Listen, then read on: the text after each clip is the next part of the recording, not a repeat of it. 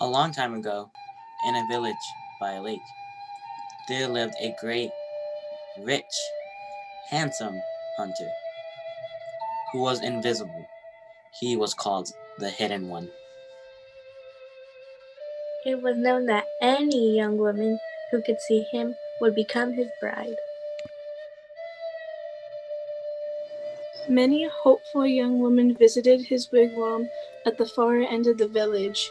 Each was tested by the hunter's sister, who was called the Patient One, but years passed and none succeeded.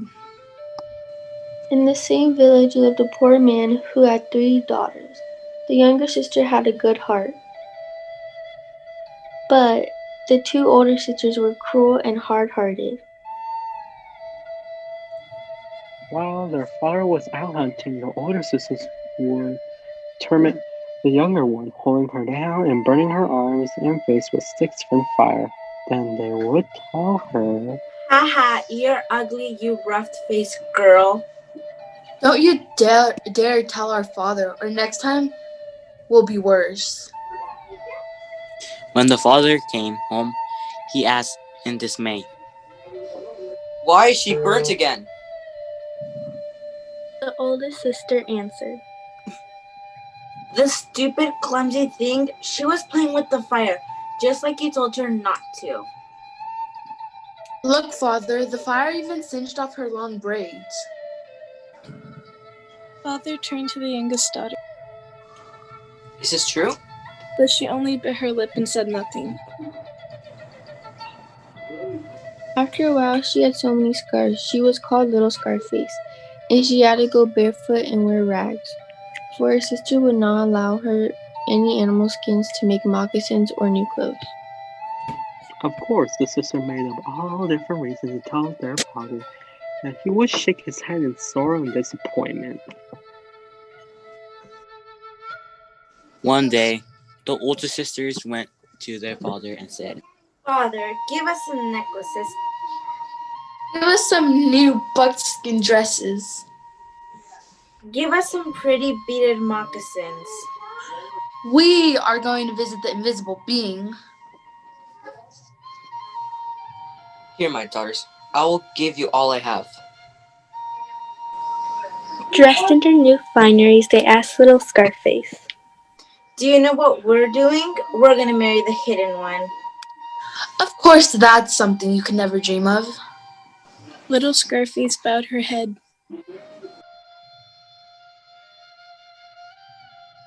The 2 sisters marched through the village. The children pointed and stared.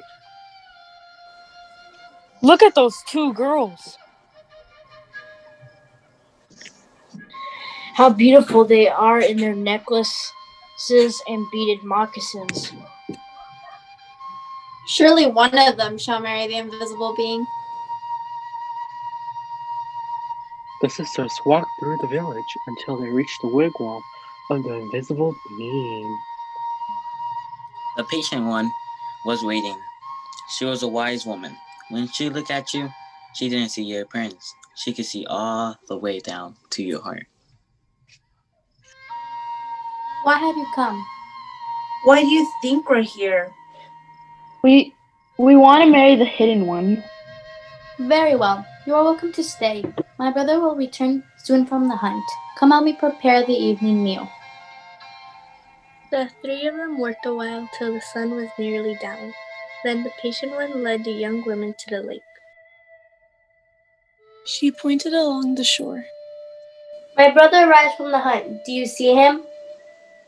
The young woman saw no one, but they had decided to pretend. Of course we see him. Yes, there he is not. The eyes of the Patient One narrowed. All right. If you think you can see my brother, then tell me, what is his shoulder strap? His shoulder strap? His shoulder strap is a strip of rawhide.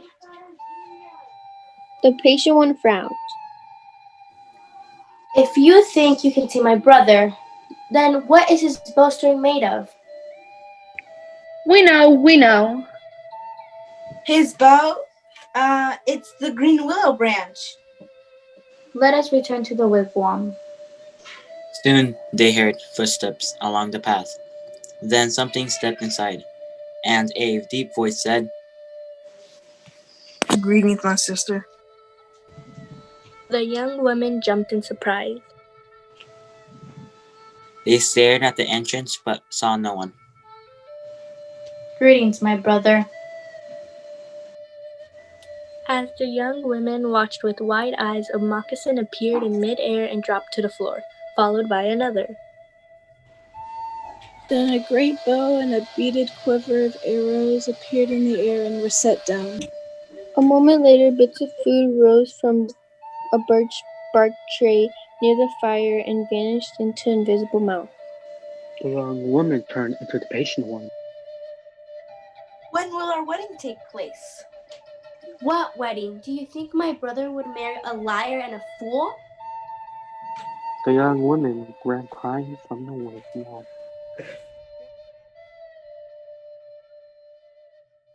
All of the next morning, the sisters stayed in bed, weeping and sobbing. And then the little Scarface came to them. Sisters, let me have the necklaces and the new clothes. It is my turn to visit the hidden one. How dare you? Are you so stupid to think that you could do what we couldn't? Even if you saw him, do you think he'd marry a pathetic thing like you? Little Scarface decided to go to her father. May I please have some beads? May I please have some material for a new buckskin dress and some leather to make new moccasins? I'm going to marry the hidden one, for wherever I look, I see his face. Daughter, I'm sorry. I have no beads left for you. Only some little broken shells. I have no buckskin dress, and as for moccasins, all I have is an old pair that were worn out and too big for you. Whatever you can spare, I will use. Little Scarface went to her father's chest and took out the old pair of moccasins. She put them on her own small feet. Then she went out into the woods. She chose a birch tree and carefully stripped off the bark in a single sheet. From this she made a dress, which she put on in place of her rags. Then she started back to the village. The children yelled at her. Look at little Scarface. Look at her strange clothes. She's dressed like a tree. Oh, little Scarface, are those moccasins big enough for you?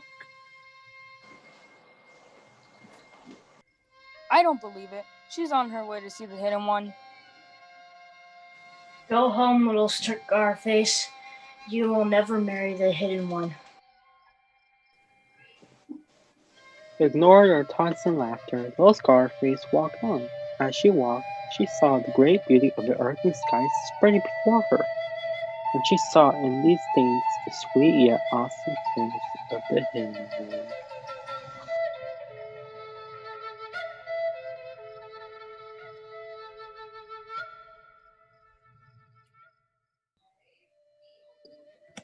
Little Scarface walked on until she reached the wigwam at the village edge.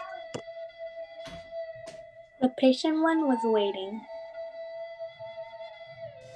When she looked at little Scarface, she could tell at once that though her skin was scarred, she had a beautiful, kind heart, and so she invited her in. Ah, my sister, why have you come? I have come to marry the hidden one. Little Scarface helped prepare the evening meal. When the sun was nearly down, the patient one led her to the lake. The sun was just shining behind the hills, and the stars came glittering out like a fiery field.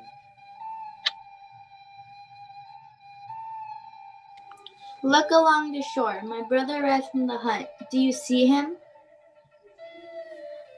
I'm not sure. Yes, I see him, but how can there be such a one? What is his shoulder strap? His shoulder strap, why it is the great curve of the rainbow. Ah, then tell me, what is his bowstring? His bowstring, why it is the spirit road, the Milky Way of stars that spreads across the sky. You have seen him! Come with me. When they reached the wigwam, the patient one took the birch bark dress off little Scarface and washed her face with water from a special jar. The young woman's scars appeared, leaving her skin shiny and smooth. A magic comb made her hair grew quickly to her waist, ready for braiding. Then the patient one opened a chest and took out a beautiful wedding outfit. Little Scarface had just put it on when a deep voice said, Greetings, my sister. Little Scarface turned to the entrance and stared at the magnificent young hunter. As their eyes met, she saw the surprise in his eyes. Greetings, my brother. You are discovered. The hairy one walked over to little Scarface and took her hands in his. For years, I have waited to find a woman of pure heart and brave spirit. Only such a one could see me, and now you shall be my bride. So they were married. and from then on, little Scarface had a new name. The lovely one. For she too had been hidden. And now is hidden no more.